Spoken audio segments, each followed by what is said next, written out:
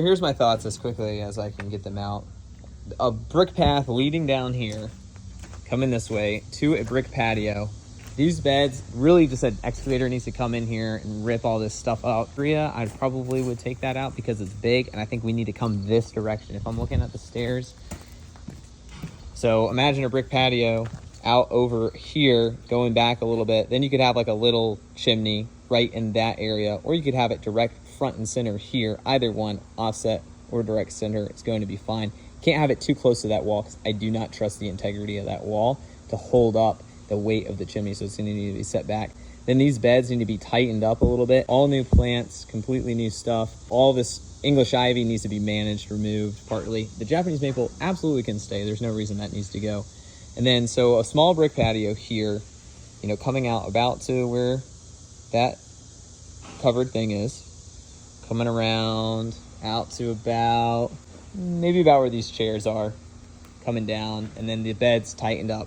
You could try and do grass instead of a patio in this area.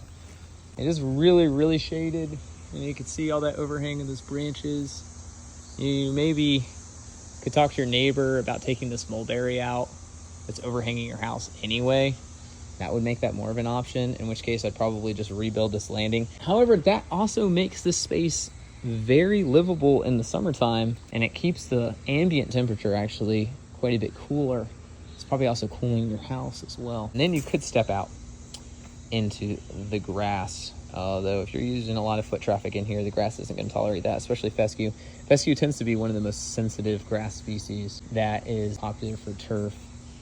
I mean, you could try and grow clover back here or something a little bit more tough. But if you're going to want to be hanging out here on it, I think a patio is definitely the way to go. So you could have a little bit of grass. I'd love to take out this crepe myrtle. That is going to be a humongous booger. Might need to actually bring in a tree company to take that out. So that might not be something I'm willing to take on because of the proximity and the way it's leaning over into your neighbors. So it could, you know, definitely come down and do some damage to the neighbors over here. This big camellia can stay, probably just prune it a little bit. So tightened up beds, brick patio here. You can actually entertain and everything like that. And a path that's also brick up here. Probably would put a little bed, but then you could have grass on either side of the brick path. You could have grass over here. You could have a little grass over here.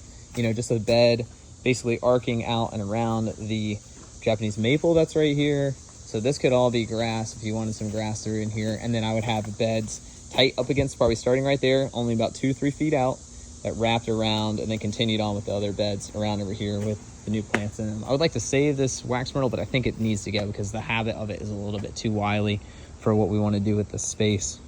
So that's kind of where I'm sitting right now. That hydrangea could be staved, like we could dig that up maybe and it would transplant. But right where I'm standing here, you know, it could be about at the edge of the patio, and then we could be in the lawn grass actually out until, you know, roughly about to here. And then you could have beds nice and tight up against there. That would make the space really functional. I probably wouldn't do anything with here. I'd have this clean gravel still, but I would bring the patio out to the front of the doors. Like that would just make sense. And that would kind of flow nicely with everything else. On the side yard, that's kind of a different situation. You know, it's really tricky to kind of garden anywhere you have 57 stone.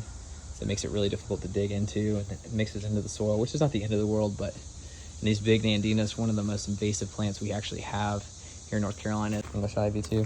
There's lots of rot that's setting into these boards here. So something to consider as well. You got any questions? Let me know.